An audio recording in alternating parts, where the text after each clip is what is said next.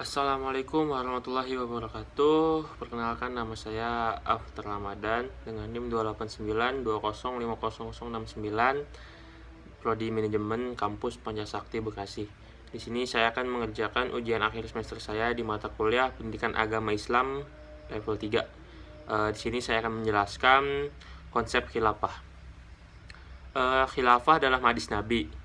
Dalam hadis Nabi, penyebutan kata khilafah atau khulafa lebih banyak daripada yang disebutkan dalam Al-Quran, dengan makna yang lebih tegas terhadap kepemimpinan. Di antaranya yaitu ada An Abi Hazim qala qa'adtu Aba Hurairah khamsa sinina fasami'tuhu yuhadditsu an Nabi sallallahu alaihi wasallam qala qanat Banu Israila tasusuhum al-anbiya'i kullama halaka nabiyyu khulafah nabiyyu wa innahu la nabiyya ba'di wa satakun khulafa taksur. Qalu fama ta'muruna qalafu biba'ati awal fal awwali wa atuhum haqqahum fa innallaha sa'iluhum ammastar'ahum. Yang artinya, dari Abu Hazim, dia berkata, saya pernah duduk menjadi murid Abu Hurairah selama 5 tahun. Saya pernah mendengar dia menceritakan dari Rasulullah SAW. Beliau bersabda, dahulu Bani Israel selalu dipimpin oleh para nabi. Setiap nabi meninggal maka akan digantikan oleh nabi yang lain sesudahnya, dan sungguh tidak ada nabi lagi selain setelahku. Namun yang ada adalah para khalifah atau kepala pemerintahan yang menekan akan banyak perbuatan dosa. Para sahabat bertanya, apa yang Anda perintahkan untuk kami jika itu terjadi? Nabi menjawab, tepatilah baiat yang pertama, kemudian yang sesudah itu, dan penuhilah hak mereka, karena Allah akan meminta pertanggungjawaban mereka tentang pemerintahan mereka. Lalu hadis yang kedua ada An Huzaifatu qala Rasulullah sallallahu alaihi wasallam takunu nabu faikum masya Allahu an takunu thumma yarfa'uha idza sya'a an yarfa'aha thumma takunu khilafah ala min hadan nabuyyu hifataku masya Allah an takunu thumma yarfa'uha idza sya'a Allah ay yarfa'aha thumma takunu mulka'adha fayakunu masya Allah ayyaku summa yarfa'uha idza sya'a an yarfa'aha summa takunu malka habariyat fatakunu masya Allah an takuna summa yarfa'uha idza sya'a an yarfa'aha summa takunu khilafah ala min hadin nubuwu summa sakata. Yang artinya, dari Hudzaifah, Rasulullah SAW bersabda, di tengah-tengah kalian ada kenabian dan akan berlangsung sekehendak Allah. Lalu Allah akan mengangkatnya jika ia berkehendak. Kemudian akan ada khalifah berdasar manhaj kenabian dan berlangsung sekehendaknya. Kemudian Allah mengangkatnya jika dia menghendakinya. Kemudian akan ada kerajaan yang lalim yang berlangsung sekehendak Allah, berlangsung sekehendak Allah. Kemudian Allah akan mengangkatnya jika ia menghendakinya.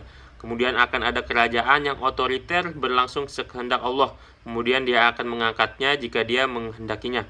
Kemudian akan ada khalifah berdasar manhaj kenabian. Kemudian beliau Nabi sallallahu alaihi wasallam diam. Dua kaidah tentang khalifah. Dari beberapa ayat dan hadis yang dikemukakan, kita dapat mengambil beberapa kaidah yang berkaitan dengan kepemimpinan atau khalifahan. Pertama, bahwa Allah Ta'ala telah menetapkan manusia sebagai khalifah di bumi. Pengertian kekhalifahan manusia di bumi mencakup dua makna. Yang pertama makna yang umum, dan yang kedua makna yang khusus. Yang umum atau secara umum, seluruh manusia adalah khalifah karena ia makhluk yang dipilih Allah sebagai penguasa dan pemimpin atas makhluk lainnya yang ada di muka bumi. Manusia juga sebagai khalifah karena setiap orang, kaum, dan bangsa datang dan pergi, hidup dan mati, berjaya dan hancur, saling bergantian antara satu generasi dengan generasi berikutnya. Kekhalifahan seperti ini dapat diistilahkan sebagai khalifah takwiniyah, kekhalifahan manusia di muka bumi sebagai ketetapan atau takdir kehidupan yang Allah gariskan bagi manusia, baik ia manusia beriman maupun manusia kafir. Makna khalifah secara khusus yaitu kekhalifahan dalam pengertian kepimpinan seseorang atau manusia yang lain. Kekhalifahan dalam makna ini tertentu saja tidak mungkin ditunjukkan kepada semua manusia. Bahkan tidak setiap orang beriman dapat menduduki kekhalifahan ini, terlebih lagi orang-orang kafir. Hanya orang-orang yang memenuhi kriteria tertentu yang telah diatur oleh syariat yang berhak menjabatnya. Kekhalifahan dalam makna ini identik dengan imamah atau kepemimpinan formal dalam masyarakat dan negeri muslim. Kekhalifahan dalam makna ini pula yang dimaksud dalam hadis-hadis Nabi yang berbicara tentang kepemimpinan Islam. Atas dasar itu, kekhalifahan dalam konteks ini dapat diistilahkan sebagai khilafah syariah, kepemimpinan berdasarkan syariat Islam. Kedua, khalifahan pada umat Islam adalah kepemimpinan sebagai pengganti dan pelanjut kepemimpinan kenabian, karena ia disebut sebagai khilafah ala minhajin mabuwah. Dengan demikian, khalifah adalah khilafur rasul atau pengganti dan pelanjut kepemimpinan Nabi, bukan khilafatullah, pengganti atau wakil Allah. Sebagaimana dikatakan oleh Imam Al-Muwardi, imamah adalah mawudu, yaitu peristilahan yang dibuat bagi khalifah nubuwah dalam menjaga agama dan menata dunia. Kalaupun kata khalifah itu didasarkan kepada Allah, khalifatullah, maka maknanya adalah penghormatan dan kemuliaan dari Allah yang diberikan kepada hamba-hamba pilihannya, bukan sebagai pengganti dan wakil Allah di muka bumi.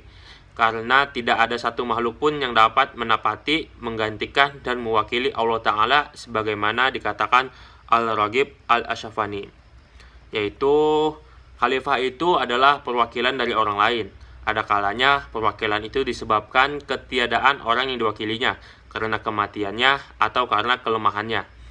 Ada kalanya juga karena sebagai penghormatan atas orang yang disuruh mewakilinya. Makna terakhir inilah yang dimaksud Allah menjadikan khalifah para kekasihnya di muka bumi. Ketiga, Al-Quran dan hadis tidak menetapkan bentuk, format maupun prosedur yang baku tentang negara khilafah.